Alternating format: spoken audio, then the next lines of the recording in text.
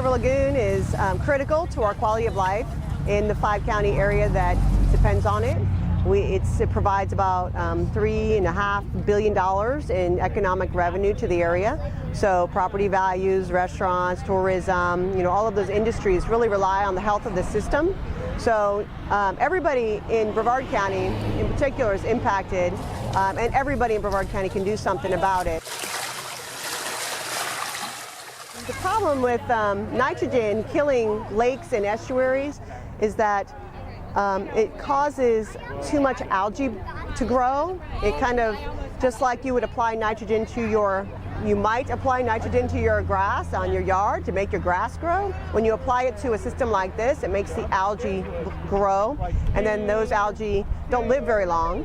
So when they die, they take up a bunch of oxygen when they decompose, and then there is, dissolved oxygen is reduced, and then the fish die because they don't have any oxygen to breathe, and so it becomes a self-fulfilling prophecy. When the fish die, then they release a bunch of more nitrogen. By the 1840s, we had some armed occupation colonies. If you were white and you moved here and you would fight Indians, you could have 160 acres of land. Then the Seminoles, then we have tourist Indians. These Indians moved from Georgia and South Carolina. Then there were an Indian war between the settlers and the Indians. Then during the Civil War, this is where everybody ran away to. So there were people bringing contraband in here from the Bahamas, trying to ship out cotton. Cattle from here were sold to the Confederacy and the Yankees, whoever they came across first, I think.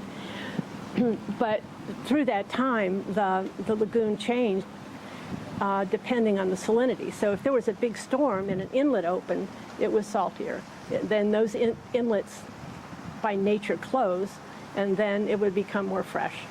So there was always changes in the lagoon, but it was also just a heaven for fisheries, for hunting. And so after the Civil War, if you were a Yankee, you could homestead here. You could live on land and document that you were there for 5 years, and you had 160 acres. So we had a lot of Northerners come here. Also, some of the Southerners who had been displaced in Georgia, South Carolina, Mississippi, and so forth would come here. So this was like the Wild West. And we had cowboys, we had Indians, but the cowboys here are called cowmen. If you talk to one of the ranchers here, he said, well, the men stayed here and the boys went to Texas. But until not too long ago, this was like the second largest cattle raising state in the United States. But one of the problems here, if you were homesteading, is that the water table was so high. So if I drain my land onto yours, then you flood, and then if it gets too flooded, it comes back. So they formed what they call drainage districts. And so we could tax each other and then build big canals. There were like 10 or 12 of those along the Indian River. So water that had originally gone into the St. Johns River was now diverted into the Indian River. And what that did was bring sediments, fertilizers, anything that you dumped in that stream came into the lagoon. And then you really started seeing declines. That time, too, they had what they called dredge and fill. So if I owned some waterfront property and I wanted more land, I could build a dike, dig out a channel, and put the dirt behind the dike, and now I had more land. So what had been marshes that were producing fish and habitat were now waterfront houses with drains from the swimming pool that went into the river. There isn't one thing. I can't say, oh, they did it. It's we did it. In 1989, Dr. Diane Barile, who was the executive director of MRC back then, she organized a similar event. And the reason was because the wastewater discharges, the lagoon was suffering due to nitrogen pollution. The event, they had 3,000 people attend, and they were successful in getting the estuary designated as a national estuary program. The Indian River Lagoon National Estuary Program was designated shortly thereafter, and they were also successful at getting state legislation passed to disconnect all of the wastewater treatment plants from directly discharging into the lagoon. So we suspect that that discharge of direct connection of wastewater probably reduced nitrogen by about 90%. But the tremendous growth since then and the non-point sources of pollution that come from stormwater runoff and fertilizers that people are putting on their lawns and the septic tanks that have been in the ground now for 40, 50 years is starting to accumulate again to a maximum point where the system just can't handle the nitrogen anymore. And we had a lot of people working on it, but somehow the real energy behind that kind of petered out, and we're now in a situation worse than we started with.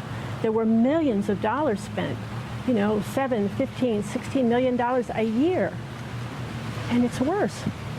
There were three things that the Marine Resources Council worked on.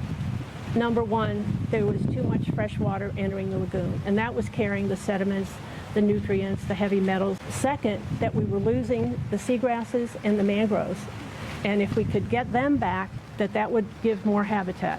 And opening, the other thing that happened, we had mosquito impoundments that had blocked a lot of the marshes from the lagoon, and that's where the fish spawn, and that's where the young hang out so that they don't get eaten by the big guys outside. So those were blocked off. So they've opened some of those, so that helped.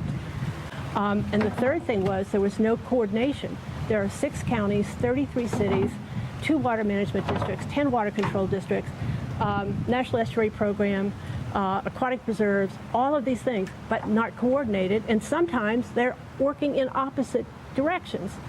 So we were looking for a way to coordinate those things. I still don't see that, and I think it's worse. We know that there's still too much fresh water coming. It's still carrying the nutrients. It's still carrying the industrial waste. It's still carrying dog poop. The seagrasses are gone, even though we planted them. Now we know if you plant them, you have to plant them where seagrasses are already growing because conditions are right. Now they're gone. Mangroves. We had places where we planted mangroves and people have trimmed them down to look like a hedge, and so they don't provide the resource they're supposed to. And I think the government is more disparate than it ever was before. Is it frustrating, Diane, to have to revisit this, after you worked so hard in 1989 and then now you're having to do it? It's going to make me cry. It's tragic. It's tragic. I trained 90 graduate students, to make a difference. They're all over the world. One of them is working for the Marine Resources Council and doing a good job. Just hours and hours and days of work, and it's sad. It's just terribly sad. And I have tried to step in the background and allow new leadership with a lot more energy than I have to take over. But my mantra is still do something.